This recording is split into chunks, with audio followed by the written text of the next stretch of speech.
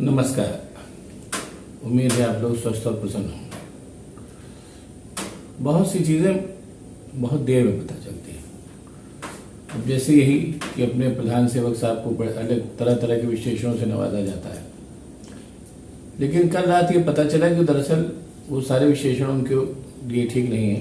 वो दरअसल बहुत भोले हैं, इतने भोले कि कल जब वो रात में अमेरिका और मिस्र की हवाई यात्रा से लौटे तो उनके स्वागत में पहुंचे भारतीय जनता पार्टी के अध्यक्ष जेपी नड्डा से उन्होंने पूछा कि देश में क्या चल रहा है। अब इतना ऐसा सवाल और जिससे पूछा गया जेपी नड्डा और जिसने पूछा अपने प्रधान सेवक साहब, ये पूरा सिनेरियो ये बताता है कि अपने प्रधान सेवक साहब बहुत भोले हैं। देश में क्या चल रहा है ये जानने के लिए उनके पास पूरा अमला है। किसी उस पूरे अमले से अगर वो पूछते तो उनको बहुत चीज़ें जानने में बिल्कुल देर न लगती। पूरा अमला उनको बता देता। हालांकि प्रधानमंत्री से अमला तमाम चीज़ें छुपाता भी है, लेकिन यह है कि छुपाए जाने के बावजूद उनको बहुत सी चीज़ें पता चल जाती कि देश में क्या चल रहा है। लेकिन अब पता नहीं क्या सोच करके भोलेपन में या किसी और जैसा प्रधान सेवक साहब का तरीका है कि वो कहीं पे निगाहें कहीं पे निशाना करते हैं। किसी एक मसला से उन्होंने जेपी नड्डा से पूछा। जेपी नड्डा भी क्या करते, जब पूछा गया तो उन्होंने बता दिया, पार्टी के अध्यक्ष हैं, कि भाई आपके 9 साल की उपलब्धियों का हम प्रचार प्रसार कर रहे हैं, फिलहाल देश में यही चल रहा है। अब आइए मुख्य बात पर आते हैं। देश में क्या चल रहा है ये जानने के लिए प्रधान सेवक को जेपी नड्डा से पूछने की कहीं कोई जरूरत नहीं थी। अगर प्रधानमंत्री होने के बावजूद उनको ये नहीं पता कि देश में क्या चल रहा है तो फिर इसके यही कहा जा सकता है कि वो प्रधानमंत्री क्यों। इसके अलावा देश में बहुत सी घटनाएं ऐसी हो रही हैं जो उनको बताने के लिए पर्याप्त है कि देश में क्या चल रहा है। राज्य दर राज्य अपने प्रधान सेवक साहब चुनाव हार रहे हैं और अभी जिन 3 राज्यों में और चुनाव होने जा रहा है, मध्य प्रदेश में और कुछ दिन बाद महाराष्ट्र में और छत्तीसगढ़ में, जैसा कि और राजस्थान में भी, जैसे कि इससे रिपोर्ट्स आ रही हैं कि इन सब जगहों पर भी भारतीय जनता पार्टी हार जाएगी।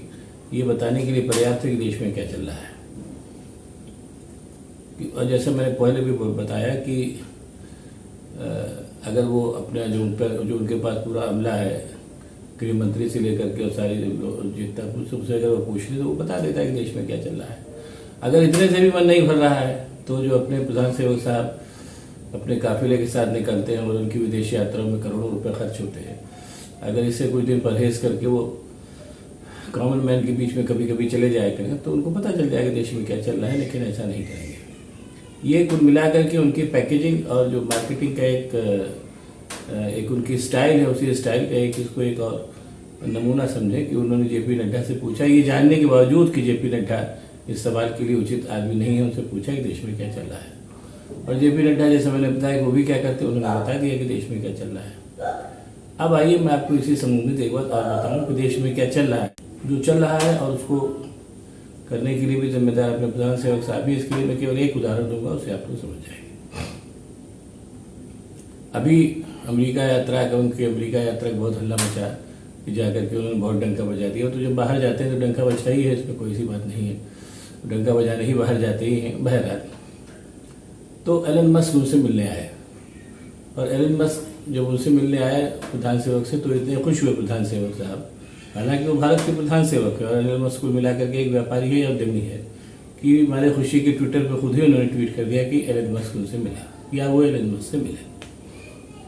ये चीज़ अपने आप में बता देती है कि एलन मस्क और से मिलना प्रधानमंत्री को, प्रधान सेवक को कितना रोमांचित कर गया और इसी मानसिकता से वो काम कर रहे हैं।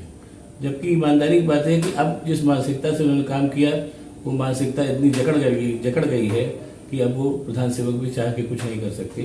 कुछ ही दिन बाद एलन मस्क अपने स्टारलिंक के साथ यहाँ के संचार बाजार में कूदने वाले हैं और ये स्थिति अपने प्रधान सेवक ने ही बनाई है। जिस आर्थिक स्थिति पे हिंदुस्तान चल पड़ा है, उस आर्थिक स्थिति में जो तमाम बहुराष्ट्रीय कंपनियां हैं उनके शिकंजे में हिंदुस्तान का जाना बनता है। इसको कोई नहीं रोक सकता और इसके लिए कहीं न कहीं प्रधान सेवक ही जिम्मेदार माने जाएंगे कि उन्होंने ऐसा माहौल बनाया कि उसमें बहुराष्ट्रीय कंपनियां हिंदुस्तान के ऊपर काबिज हों। और जैसा मैंने बोला कि कहीं न कहीं आदमी अपने किए का खुद ही शिकार होता है। तो एलन मस्क जब अपनी स्टारलिंक कंपनी के माध्यम से यहाँ के संचार बाजार में कूदेंगे, जो कि उनका जो मार्केट है वो पूरी की पूरी उपग्रह पर आधारित होगा, तो ये समझ लीजिए कि जियो को बर्बाद होते देर नहीं लगेगी।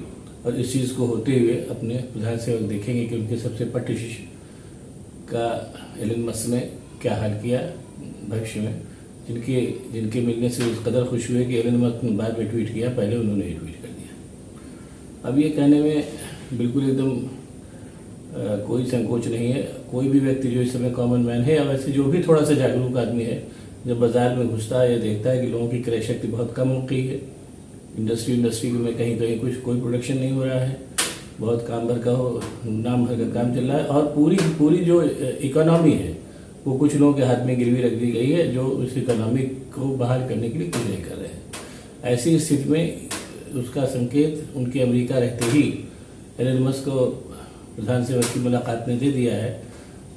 एलन मस्क जो है आ रहे हैं संचार उसमें लेने, और उसमें सबसे ज़्यादा नुकसान जो है जियो के मुकेश अंबानी का ही होगा, जो प्रधान सेवक के पट्टे शिष्य हैं। लेकिन ये होना ही होना है, इसको कोई नहीं रोक सकता है।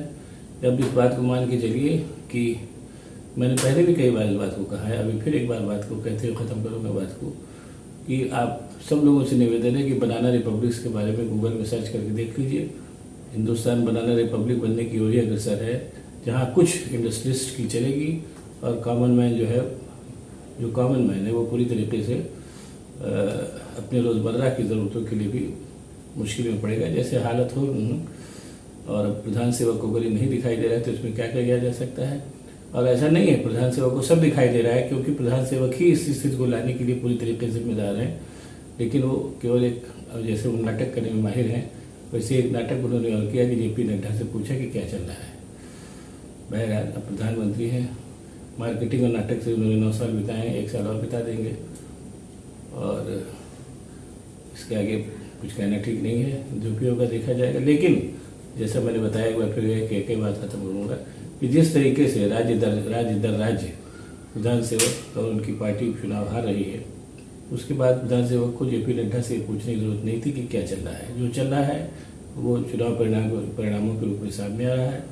इस बात को बहुत ज़्यादा कहने की जरूरत नहीं है। जो बचा है वो भी सामने आएगा। अब अगर आपको मेरा वीडियो पसंद आया हो तो इसको लाइक करिए, शेयर करिए और मेरे चैनल को सब्सक्राइब करिए, ताकि आगे भी मैं आपको ऐसी बातें और बताता रह सकूँ। बहुत बहुत धन्यवाद। नमस्कार।